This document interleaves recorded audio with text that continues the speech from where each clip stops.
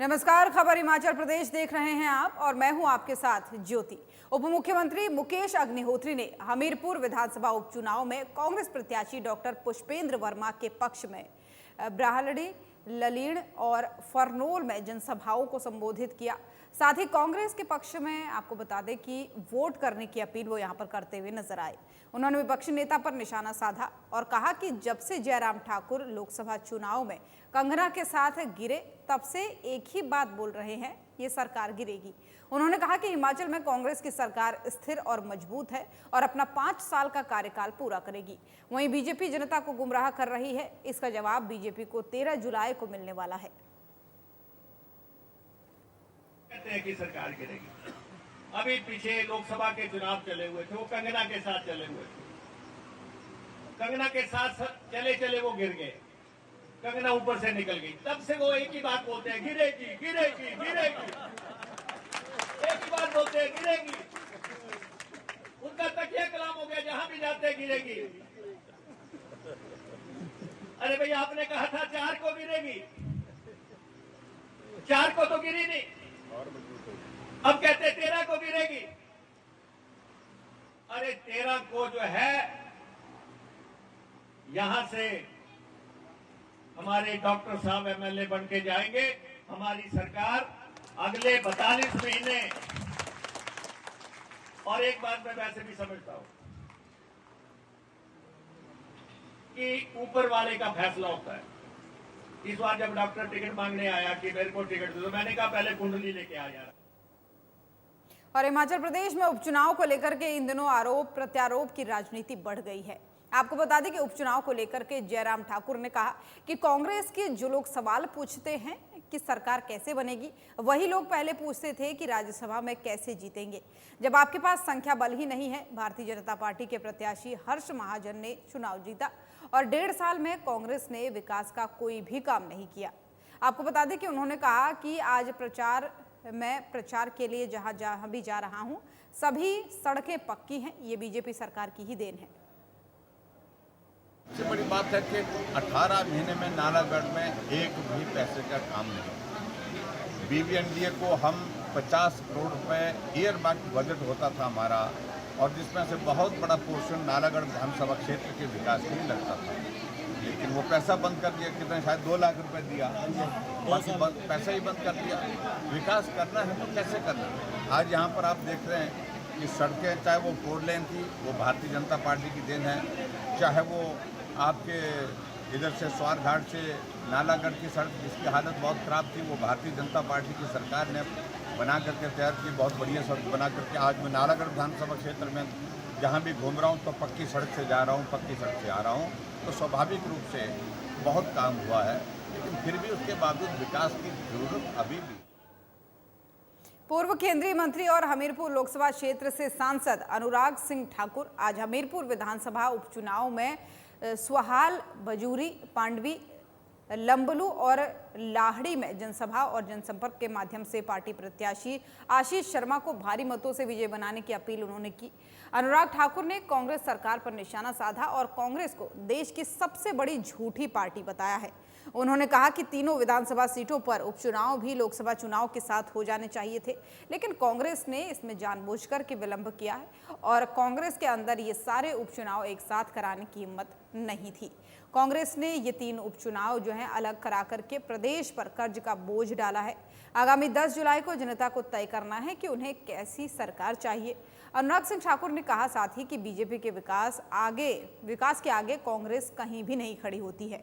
Bharatiya Janata party अपने विकास कार्यों के लिए जानी जाती है, जबकि कांग्रेस ने सदा ही हमारे विकासात्मक कार्यों पर अड़ंगा लगाने और उसे रुकवाने का काम किया है। चल रहा है, जिताना है सबको। और मैं आपको कहना चाहता हूं, हम सब लोग देखिए कितने विधायक यहाँ पर एक साथ हैं। रणधीर जी हैं, शौरी जी हैं, दिलीप जी हैं, 12-14 विधायक एक विधानसभा के उपचुनाव में, और सैकड़ों ऐसे हमारे कार्यकर्ता अलग अलग विधानसभा क्षेत्रों से आकर हमारे स्थानीय कार्यकर्ताओं के साथ इस चुनाव को जिताने में लगे हैं। और हम यहाँ के प्रत्याशी, भारतीय जनता पार्टी के प्रत्याशी आशीष शर्मा जी को जिताएंगे और यहाँ पर भारतीय जनता पार्टी का विधायक बनाएंगे। भाई और बहनों, बारिश तेज हो रही है, इसलिए मैं थोड़ा जल्दी से अपने भाषण को खत्म करने का प्रयास करूंगा। अगर देश में देखें, जो मैं कह रहा था कि कांग्रेस से दिखा रही कि जिताने का प्रयास, कांग्रेस की सीटें 98 हैं और भारतीय जनता पार्टी की 240 है।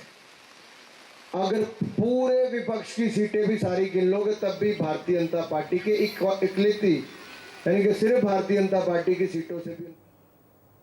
और हिमाचल प्रदेश में कम संख्या वाले स्कूलों को शिक्षा विभाग मर्ज करने जा रहा है। शिक्षा मंत्री रोहित ठाकुर ने सचिवालय में शिक्षा विभाग की समीक्षा बैठक की, जिसमें आगामी समय में किए जाने वाले कार्यों पर चर्चा की गई और भविष्य में किस तरह के कार्य शिक्षा विभाग में होने हैं, इसको लेकर भी मंथन किया गया। साथ ही बैठक के बाद शिक्षा मंत्री ने कहा कि प्रदेश में कुछ गुणवत्ता की शिक्षा मिले, इस पर सरकार कार्य कर रही है और आज समीक्षा बैठक कर फीडबैक भी लिया गया है।